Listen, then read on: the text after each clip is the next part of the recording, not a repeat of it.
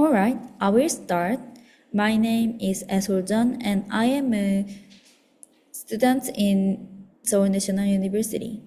And today I will talk about my current work, diffusion-reaction epidemic model with free boundary. So I will introduce our literature briefly, so if you want to know detailed proof, you can ask me. As you know, there are various compartmental epidemic model, which is the equations of ODE forms. When we constructed this research, we considered the COVID-19 situation, so we studied SEIS model. This is because COVID-19 has latent period and doesn't have permanent immunity. To explain SEIS model, S, E, and I represent susceptible, exposed, and infected respectively. Below chart indicates the constants for the model. Then by birth, S is increasing with constant rate, and E becomes I with constant proportion. And this is why we call the model reaction. If S contact with I, S becomes E and I described by reaction terms as product I. Some becomes directly to I and other becomes to E, which include people with no symptoms or being in latent period. If recovery occurs with constant rate, E and I becomes S again. This is why we consider SEIS model to describe COVID-19 situation, which shows that there is no permanent immunity.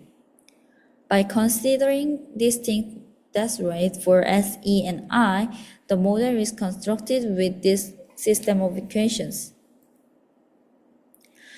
However, the infections of disease occurs differently depending on the locations. Let's imagine that one gets epidemic disease. Then people near the one have high possibility to be infected, though people far from the one have almost zero possibility. Thus, we figure out that an idea to change the OD to PD with diffusion terms. The equations can be changed to this PD system with fixed domain with these initial conditions and boundary conditions. These boundary conditions tell there is no move on the boundary. But if considering the properties of heat equations, we can guess that if time goes epsilon, I can be spread out of space, thus we adopt the free boundary.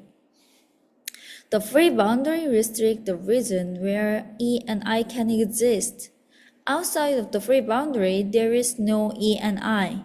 In the most general case, we just consider rotational symmetry domain. It means that we consider only the distance from the origin. Then the equation is changed like this. H is free boundary, and the speed of free boundary H prime is like that. If radius is greater than H outside of the free boundary, E and I equal to 0. By rotational symmetry, differential by R are all 0 at the origin. With initial condition same as before, it is our final equations. And let me introduce my leaders. The first leader is local existence of the equations. It means that for these initial conditions, there is a large T such that the equations have a unique bounded solutions.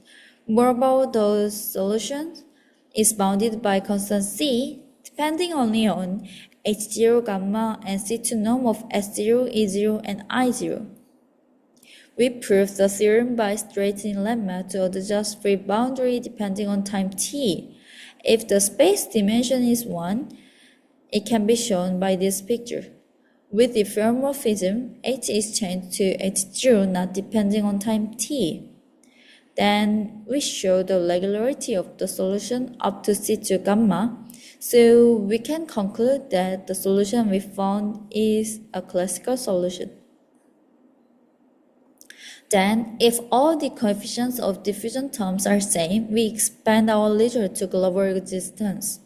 To show the global existence of the system of equations of parabolic types of PDEs, we have to show uniform estimate of variables. Thus, people usually use the recursive method, but the method can be solved our equations, since these terms marked with red cannot be controlled.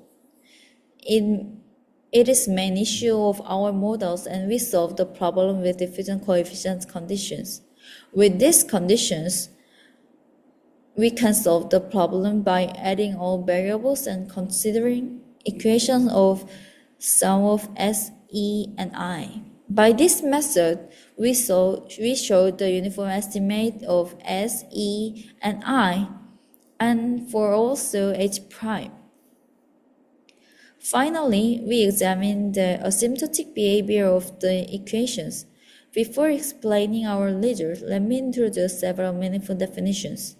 For equilibrium solutions, if I is equal to 0 for any x, the equilibrium is DFE. And if there exists some x having non-zero I, the equilibrium is EE. Then the reproductive number is that if R0 is less than 1, then the DFE is locally asymptotically stable. Or if R0 is greater than 1, then DFE is unstable. So, our result is that R0 is like that. Limits of E and I equal to 0 and free boundary H converges.